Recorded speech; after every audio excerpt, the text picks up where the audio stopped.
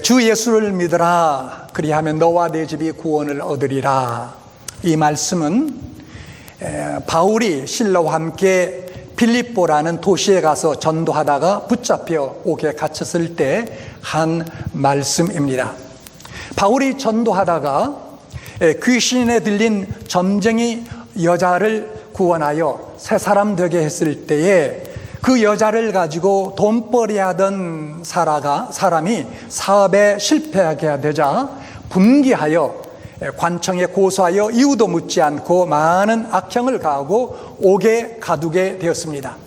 참으로 억울한 일을 당한 바울과 실라는 유월이 낭자한 몸을 가지고 옥중에 들어가서도 범사가 다 하나님께로부터 온 줄 믿고 감사하며 기도했습니다. 의를 위하여 핍박을 받는 자는 복이 있나니 천국이 저희 것이며 나를 인하여 너희를 핍박하고 악하다고 거짓말로 비방하면 너희에게 복이 있나니 기뻐하고 즐거워라. 하늘에서 너희 상이 크미니라. 너희보다 전에 있는 선지자들도 다 이같이 핍박을 받았느니라. 이 말씀을 그대로 실천에 옮겨 찬송과 기도를 할 때에 간수가, 그 옥문을 지키고 있던 간수가 이상한 가마를 받아 참 별난 사람 보겠다. 저런 애매한 악형과 수욕을 당하고도 기쁨과 감사의 찬송함을 듣고 볼 때에 내가 감동을 느끼지 않을 수 없구나. 그렇게 생각할 때에 한밤중에 지진이 일어나게 됐습니다. 그리고서 옥문이 또 열렸습니다.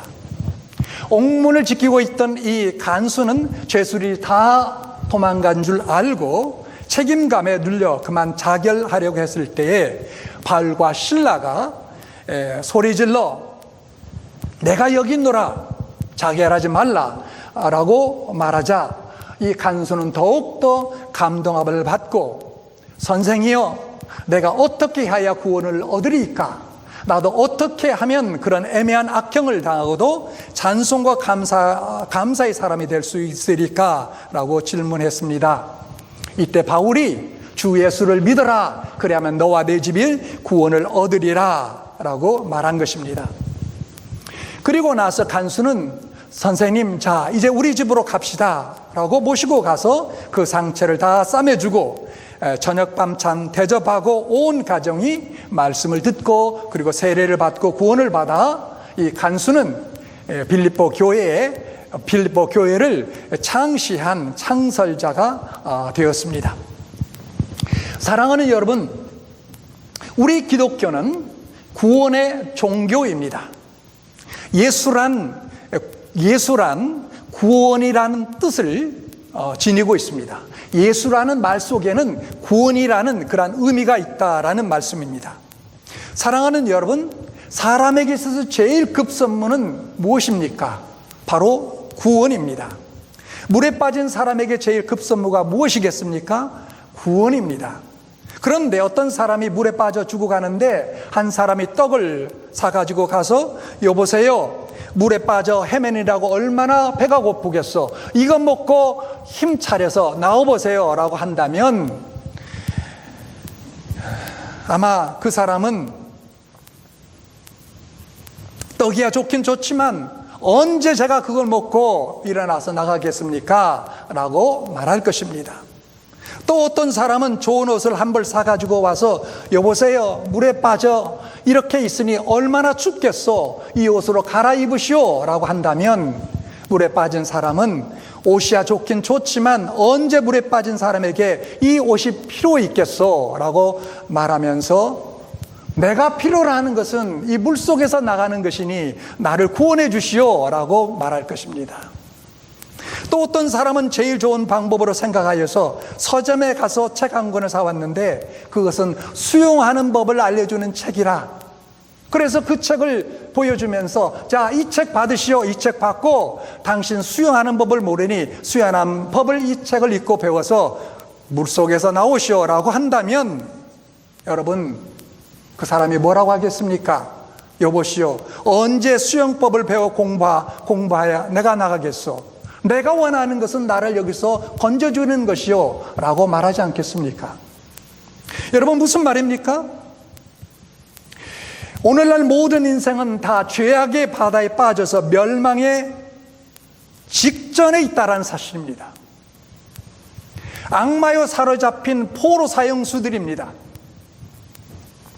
이 인생을 구원해 보려고 경제 문제, 정치 문제, 사회 문제, 그리고 과학 발달, 지능 만능을 부르짖고 있지만 그거보다도 먼저 인생은 죄악에서 구원받을 일이 급선무라는 사실입니다. 구원받지 못한 인간에게 제 아무리 훌륭한 지식과 부와 명예와 쾌락을 안겨주어도 여러분 전혀 만족되지 못하는 것입니다. 그래서 여러분, 정치가도 먼저 구원을 받아야 되고, 과학자도 구원을 받아야 되고, 철학자도, 예술가도, 사업가도, 아니 일반 누구든지 간에 먼저 필요로 하는 것은 우리에게서 구원이다라는 사실입니다. 오늘날 이 세계, 이 사회는 구원받지 못한 사람들이 지배하며 멸망의 구렁으로 몰아넣는 것입니다. 그렇다면 예수님은 과연 우리를 어디에서 구원하시겠습니까? 오늘 빌립보 감옥을 지켰던 그 간수에게 바울이 이야기합니다. 주 예수를 믿어라. 그리하면 너와 네 집이 구원을 얻으리라고 했는데 과연 무엇으로부터 구원이겠습니까? 크게 보면 첫째, 죄악으로부터의 구원입니다. 마태복음 1장 21절에 보면 아들을 낳으리니 이름을 예수라 하라. 이는 그가 자기 백성을 그들의 죄에서 구원할 자이심이라 라고 얘기했습니다. 하나님께서 당신 아들 예수 그리스도를 이 땅에 보내주실 때에 천사를 통해서 말씀하신 것이 바로 이겼습니다. 아들을 낳으리니 이름을 예수라 하라. 그가 자기 백성을 그들의 죄에서 구원할 것이다 라는 말씀입니다. 여러분, 죄는 개인을 망치고 가정을 망치고 사회를 망치고 국가를 망치는 것입니다. 그게 죄악입니다. 육체를 망치고 영혼을 망치는 것이 죄악입니다. 현재도 미래도 멸망의 원인은 다 죄 때문입니다. 그런데 인간의 힘으로 그리고 인간의 지혜 수단으로는 작은 죄 하나라도 이길 수 없으나 주 예수를 믿으면 그러한 죄로부터 구원함을 받게 된다라는 놀라운 사실입니다. 그런데 과연 죄 그러면 어떤 영역으로부터의 구원이냐? 네 가지가 있습니다. 첫째, 죄의 습관으로부터의 구원입니다.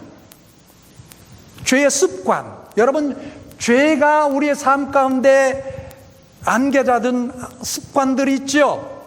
어떤 습관들이 있습니까? 불의한 습관, 술 먹는 습관, 담배 피우는 습관, 노름하는 습관, 음란한 습관, 하여간 모든 불의한 것은 모양이라도 버리라고 했는데 우리 인간들은 그것을 이기지 못하고 고통하는 일들이 얼마나 많이 있습니까? 충청도 규암에 양선장이라는 사람이 있었습니다. 좀 오래전 이야기겠지만 오래된 이야기인 것 같아요. 이 사람은 얼마나 술을 많이 먹든지 들고는 못 가도 먹고는 간다라는 정도의 사람이었어요. 여러분 무슨 말인지 아세요? 술은 들고는 못 가지만 먹고는 갈 수 있을 정도로 엄청나게 술을 들이키는 사람이었어요. 이 사람은 정말 천성이 성품이 좋은 사람이에요. 얌전한 사람이었다고 합니다. 그런데 술만 들어가면 발광을 하여 집안 식구를 못 살게 하고 그리고 폐가망신을 하게 되었습니다. 그래서 그런 것을 스스로 깨닫고 술 안 먹겠다고 맹세를 하여 내가 이제 술 먹으면 개아들이다 라고 하고는 했지만서도 그래도 또 먹고 하니까 개아들이라는 말을 자그마치 12번이나 반복하게 되더라는 거예요. 누가 술 끊는 방법을 가르쳐 주는지 장단지에 비늘을 긁어서 술에 타서 먹으면 된다고 하여 숟갈로 두 장단지에 피가 나도록 비듬을 긁어서 술에 타서 먹었다고 합니다. 그런데 그럼에도 불구하고 술을 먹고 난 다음날 남의 외아들을 때려서 외눈박이가 되게 만들어버렸고, 그리고 그 죄로 6년 동안 감옥에도 갇혔어요. 그래도 술을 끊지 못하고 계속 먹었습니다. 누가 다시 술 끊는 방법을 가르쳐 주는데 10년 된 호라비에 망건 2개를 태워서 술에 타서 먹으면 낫겠다라고 해서 그렇게 했다고 합니다. 그러나 또 술을 장날에 가서 잔뜩 먹고 동네에 들어와 대소변을 싸고 그리고 온 동네에 또 망신을 끼치고, 그래서 이제 절망적인 그러한 상태 가운데 있었다고 합니다. 자, 그런 가운데, 그런 번민 속에서 누가 말하기를 주 예수를 믿으면 술을 끊을 수 있다라는 말을 듣게 됐고, 그리고 이 사람이 이제 양선장이라는 사람이 교회를 가는데 그날도 또 술을 먹고 갔대요. 모든 사람들은 저 양감이 또 무슨 야지를 부리려고 왔는가 했는데 마지막까지 설교를 다 듣고 예수를 믿겠다고 작정하고, 그리고 결국 보름 만에 술을 끊고 열심으로 잘 믿어 그 교회의 집사가 되어 충성스럽게 봉사하다가 하나님 부름받고 하늘나라로 갔다고 합니다. 뭐 이런 경우, 이런 사람의 이야기를 우리가 말하면 여러분 끝도 없지요. 끝도 없지요. 에베소서 4장 22절에 이렇게 말씀합니다. 너희는 유혹의 욕심을 따라 썩어져가는 구습을 쫓는 옛사람을 벗어버리고, 죄악의 습관에 빠져있던 그러한 습관을 벗어버리고, 어떻게 그것을 버려버립니까? 바로 예수 그리스도, 그분으로 말미암아 된다라는 사실입니다. 또 하나의 죄로부터 우리를 구원하신 면이 있습니다. 그것은 뭐냐면 죄악의 형벌에서 우리를 구원하시는 것입니다. 자, 이스라엘 백성들이 유월절 날에 집에 문설주에 양의 피를 발랐더니 어떻게 됐습니까? 죽음의 천사가 애굽에 심판을 내렸습니다. 애굽에 죄로 말미암는 애굽 사람들의 심판의 벌을 내려서 장자들은 다 죽고 말았습니다. 또 여러분 보십시오. 구약 성경에 보면 예리고성에 함락될 때에 그곳에 기생 라합은 붉은 줄을 매달음으로 구원을 얻었습니다. 무슨 뜻입니까? 왜 애굽 사람 이스라엘 백성들이, 유대인들의 애굽에 있을 때에 하나님의 지시를 받고 양을 잡아서 문설주에 피를 발았더니 죽음의 천사가 넘어가고 바르지 않는 모든 애굽 사람들의 장자들은, 그리고 첫 짐승들은 다 죽게 되었지만 왜 저들은 구원을 받았습니까? 왜 기생 라합이 정탐꾼들을 도와주고 정탐꾼들의 그 조언을 따라가 창문에다 붉은 줄을 매달았더니 왜 그와 그의 가정은 여리고성이 무너질 때에 왜 그 속에, 그 잔해 속에 묻혀서 죽지 않았습니까? 무슨 의미입니까? 바로 예수 그리스도의 보혈의 피가 저들을 죄로 말미암는 형벌에서 구원해 줬다는 놀라운 사실 아니겠습니까? 예수 그리스도의 십자가의 붉은 피를 믿는 자에게는 죄악의 형벌에서 구원을 얻는다라는 주님의 놀라운 특권을 우리가, 그리고 은혜를 우리가 얻게 되는 것입니다.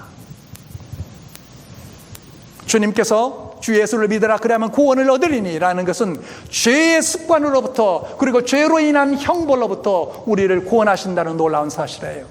또 한 가지, 범죄한 고통에서 구원을 얻게 하십니다. 죄인의 마음에는 평안함이 없느니라고 이사야 선지자는 말씀합니다. 여러분 보세요. 언제 어디서나 인간의 양심은 나의 범죄함을 기억하고 정죄합니다. 정죄합니다. 일제시대 때에 평양 숭실대학 강당에서 큰 부흥 집회가 열렸습니다. 그때에 최경자라는 여자는 새벽 기도를 하고는 평양 경찰서로 뛰어가 자수하기를 나는 살인한 여자라고 그렇게 말했다고 합니다. 경찰서에서는 처음에는 그 여인이 정신병자인 줄 알았다고 합니다. 그런데 살인한 전말을 고백하기를, 그 여인이 고백하기를 자기는 강원도 통천 사람인데, 여러분 통천 아세요? 잘 모르시죠? 통천은 지금 남한에 속하지 않고 이북에 속해 있어요. 그래서 강원도 고성군 바로 휴전선 너머에 가면은 통천이라는 그러한 그 항구 도시가 조그마한 그 면 소재지요. 그리고 이렇게 그 도시가 있는데 우리가 잘 아는 고 정주영 현대그룹 회장의 고향이 바로 통천입니다. 그런데 이 여인의 이야기가 나는 강원도 통천 사람으로서 일본 사람 양자한테 결혼하여 3남매를 두었는데 남편은 뜻밖의 죽고 그리고 나서 5살 난 아들도 죽고 또 3살 난 그래서 3살 난 계집애와 갓난 아기를 데리고 살 수 없어 친정에 왔더니 가정에 파탄이 생겨 아버지는 다른 여자를 만나 집을 나갔고 어머니는 딴 남편을 얻었다는 거예요. 누구를 찾아가야 밥술이나 얻어먹을까 생각 끝에 그래도 어머니와 정은 있으니 그리 가야지라고 해서 어머니를 찾아갔더니 딴 남자에게 시집간 어머니가 변심했는지 시집살이를 못 살고 온 딸에 대한 구박이 매우 매우 심했다고 합니다.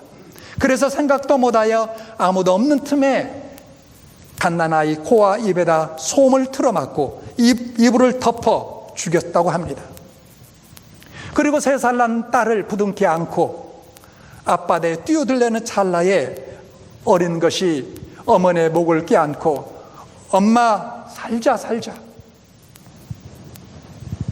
그렇게 울며 매달리는데 그때 마침 누가 그 소리를 듣고 거기 누구야?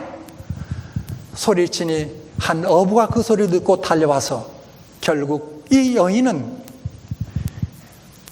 3살 난 딸과 죽는 것을 단념하고 며칠을 얻어먹으면서 평양에 와 어느 선교사 집에 들어가 식모로 들어가서 예수를 믿게 되었다고 합니다.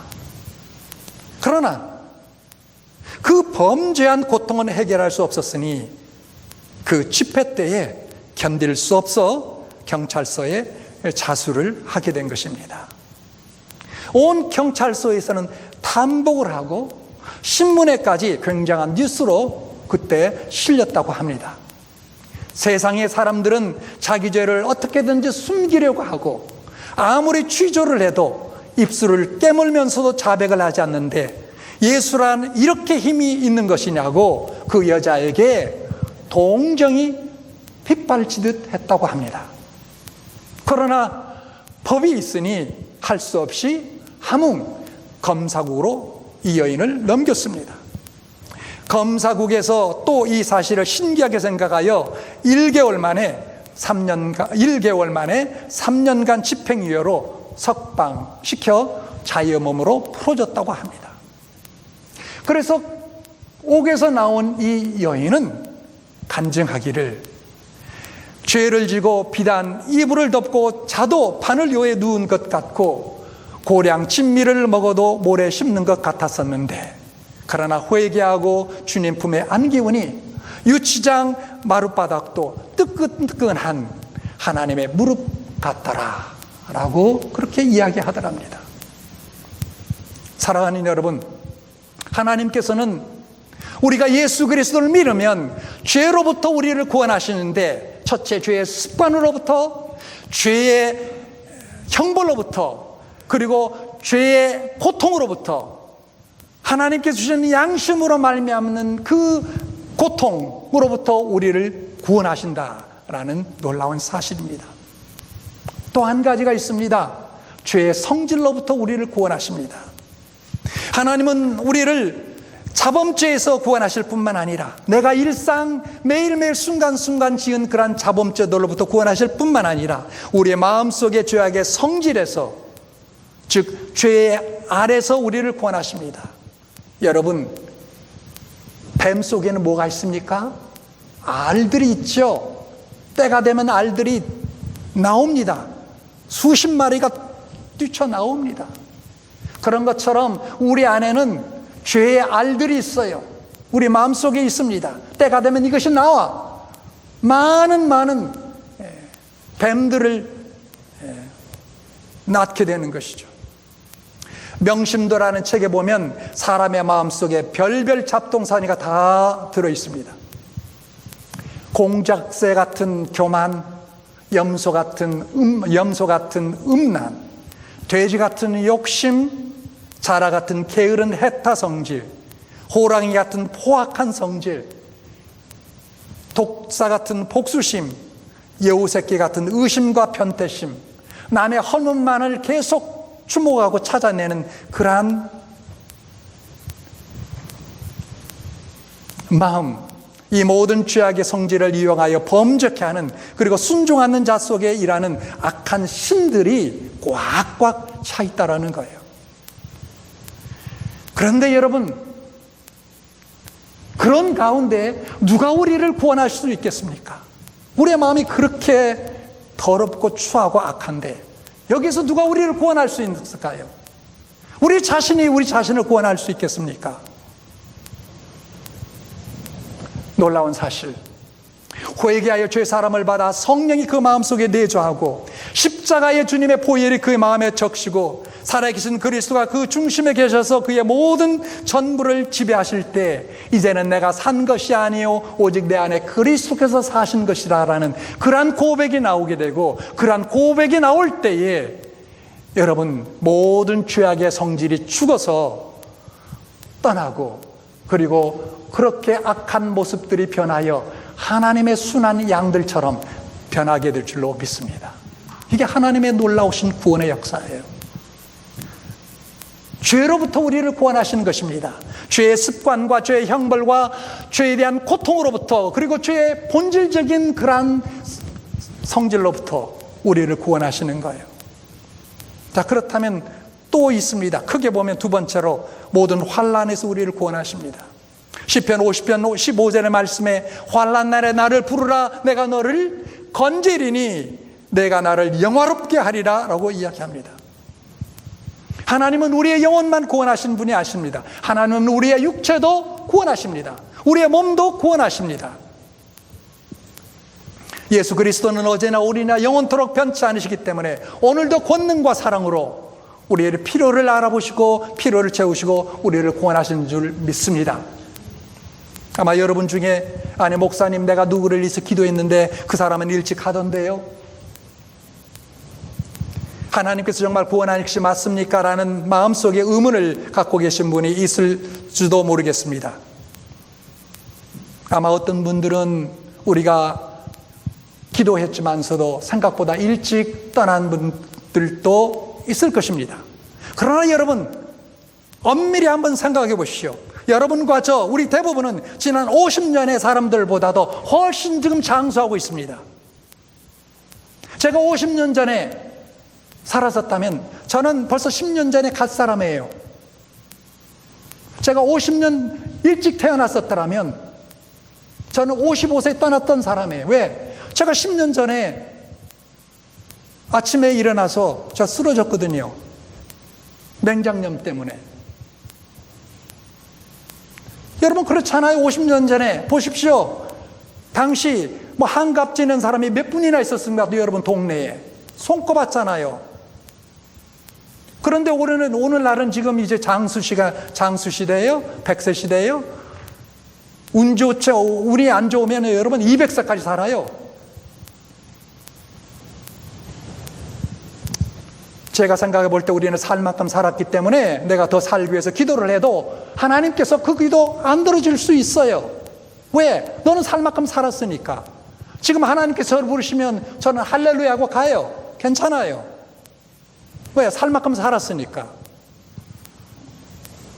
그러나 여러분, 정치적으로 불안한 나라에 살고 있는 우리 그리스도인들, 혹은 의료시설이 매우 빈약한 나라에 살고 있는 우리 그리스도인들이 생명의 위협을 느끼고 주님께 기도한다면 주님은 저들이 더 살 수 있도록 보호하시고 어떤 위기 가운데서도 구원하실 줄 믿습니다. 아멘. 하나님께서 주신 사명이 남아있다면 아무리 어떤 사람이 나를 위협하고 공갈치고 죽이려고 한다 할지라도 하나님의 내 생명을 건들 수 없는 거예요.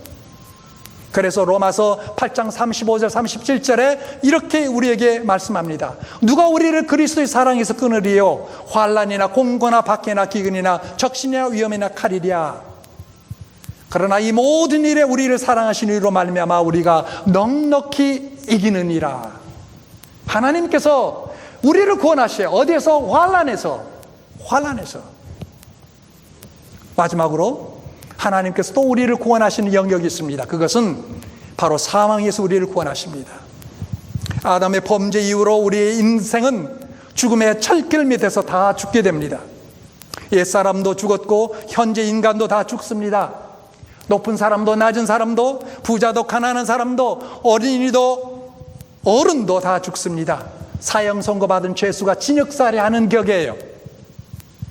어느 날 사형 집행 당할는지 알지 모를 뿐입니다.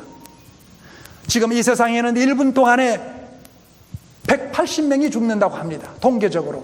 그러면 1초에 3명씩 죽어가는 거예요. 지금 이 순간에도 전 세계적으로 볼 때 태어나서 죽고 태어나 죽고 참으로 태어나 죽고 태어나 죽고 참으로 허무한 세상입니다. 그러면 만물 중에 가장 귀한 인생이 하루에 밥 3끼 먹고 자고 먹고 일하고 먹고 애 낳고 먹고 화장실에 하루에 몇 번씩 내왕하다가 죽어 썩어지는 것이 결국 인간인가? 그렇지 않다는 것이죠. 주 예수를 믿어라. 너와 네 집이 구원을 얻으리라 한 것은 예수님께서 생명의 근원이요 생명의 본체 되시기 때문에 그의 생명을 받은 자는 영원히 죽지 않고 영생을 얻게 되리라는 말씀인 줄 믿습니다. 여러분, 물에서 살려면 물의 생명을 얻어야 되고 육지에서 살려면 육지의 생명을 얻어야 됩니다. 물고기가 육지에서 살 수 없고 육지에 사는 것이 물속에 살 수 없는 거예요. 마찬가지로 하늘 아래에서 살려면 하늘 아래의 생명을 우리가 얻어야 되는 것입니다. 주께서 말씀하셨습니다. 나는 부활이요 생명이니 나를 믿는 자는 죽어도 살겠고 살아서 믿는 자는 영원히 죽지 아니하리라. 나는 부활이요 생명이니 누구를 믿으면 영생을 얻는다고요? 나를 믿으면. 바울과 실라가 빌립보 감옥에서 무슨 이야기를 했습니까? 그 간수에게 주 예수를 믿어라. 그래야만 너와 네 집이 구원을 얻으리라고 했어요. 잘 들으십시오. 하나님을 믿으라라고 말하지 않았어요. 주 예수를 믿으라고 했어요. 제가 참 목사로서 답답한 노릇이 있습니다. 왜 그렇게 많은 사람들이, 교회에 나온 사람들이 하나님 믿는다고만 이야기하지 예수 믿는다는 말은 왜 그렇게 말하기가 힘든지. 오늘 또 그 박 장로님 말씀 그거 아니에요? 세상 사람들은 다 나름대로 다 신 믿어요. 하나님 믿어요. 영어로 하면 God이에요. God. 다 똑같아. 그런데 왜 우리는 애매하게 하나님 믿는다고 말합니까? 왜 그것이 왜 예수와 동일시되지 않습니까? 큰 문제라는 사실이에요. 여러분이 말하는 내가 하나님을 믿는다는 그 말 속에는 예수라는 분이 분명하게 있습니까? 예수가 나를 위해서 죽으셨고 부활하셨고 그분이 내 생명의 주가 되신 것은 확실합니까? 그렇다면 그렇게 말씀해야죠. 하나님 나 믿는다. 그것은 애매모호하는 거예요. 이슬람 교도가 그 말을 들을 때는 자기 교회 믿는 거 알라를 믿는구나 라고 생각하는 거예요. 힌두교인이 들으면 우리의 전통 신 중에 하나를 믿는가 보나 그렇게 이해해요. 그러나 우리 힌두교는 그렇지 않은 거예요. 여러분, 우리가 믿는 이 종교라고 할 때 이 종교를 우리가 뭐라고 이야기합니까? 무슨 종교라고 얘기해요? 기독교 아니면 예수교라고 해요. 우리는 하나님교라고 이야기하잖아요. 여호와의 교라고 이야기하잖아. 이단들은 그렇게 쓰죠. 여호와의 증인교라고. 우리는 그렇게 말하잖아요. 천주교도 잘못됐어요. 천주교 하늘의 신 믿는다는 거죠. 그것도 잘못됐어요. 불충분해요. 하나님께서 보이지 않는 하나님 아버지께서 보이는 하나님으로서 보내신 분이 예수 그리스도요. 그리고 그분이 우리를 위해서 죽으셨다면 그분에게 모든 영광을 돌리고 그분을 본받아 살고 그분을 섬길 때 하늘에 계신 하나님께서 영광을 받으신다고 우리에게 말씀하는 거예요. 예수 그리스도를 바이패스하면 아무것도 없는 거예요. 오히려 하나님께 모독을 주는 거예요. 하나님 아버지께. 우리는 그것을 알아야 돼요. 예수께서 말씀하셨어요. 아들을 믿는 자는 영생이 있고, 아들이 누구예요? 당신 자신. 하나님의 아들 예수 그리스도. 아들을 믿는 자에게는 영생이 있고 아들에게 순종하지 않은 자는 영생을 보지 못하고 도리어 하나님의 진노가 그 위에 머물러 있느니라. 고린도전서 15장 55절 57절 사망아 너의 승리가 어디 있느냐? 사망아 너의 쏘는 것이 어디 있느냐? 우리 주 예수 그리스도로 말미암아 우리에게 승리를 주시는 하나님께 감사하노라. 여러분 모두에게 이런 놀라운 깨달음과 그리고 이 말씀을 통한 확실한 믿음을 갖고 구원함을 받을 뿐만 아니라 그 구원에 대한 늘 감사하며 찬송하며 살게 되는 여러분 모두가 될 수 있기를 주님의 이름으로 간절히 축원해 드립니다. 나의 주